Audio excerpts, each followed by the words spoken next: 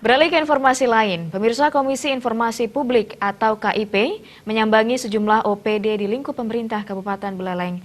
Kedatangan KIP Bali tersebut untuk memastikan informasi keterbukaan kepada publik di pemerintah Kabupaten Buleleng bisa berjalan baik dan transparan.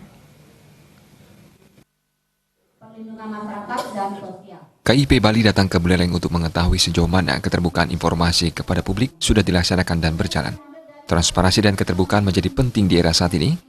Ketua KIP Bali Agus Astapa menekankan perlunya pemerintah Kabupaten Buleleng memiliki keterbukaan informasi publik yang transparan, sehingga masyarakat Buleleng akan lebih mudah mendapatkan informasi dari pemerintah.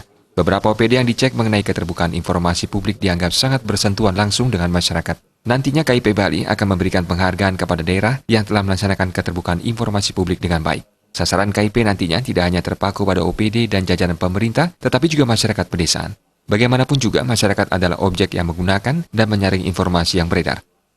Jadi muaranya bagaimana masyarakat itu terlayani informasinya dengan baik. Jangan sampai nanti badan-badan publik itu tertutup. Artinya kalau memang ada informasi yang perlu disampaikan, segera sampaikan. Tidak ada lagi yang alasan untuk rahasia ataupun mungkin dikecualikan. Kalaupun itu ada, itu adalah melalui uji konsekuensi yang sangat panjang. Dan kita menghindari adanya sengketa informasi di Bali.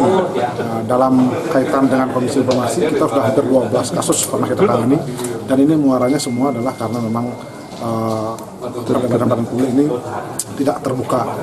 Jadi kita berharap melalui monitoring dan evaluasi inilah kita berharap bagaimana badan-badan publik ini sangat welcome, sangat terbuka untuk menyampaikan informasi pada masyarakat. Jangan sampai nanti masyarakat tidak mendapatkan informasi yang bermuaranya pada kurangnya pelayanan kepada mereka.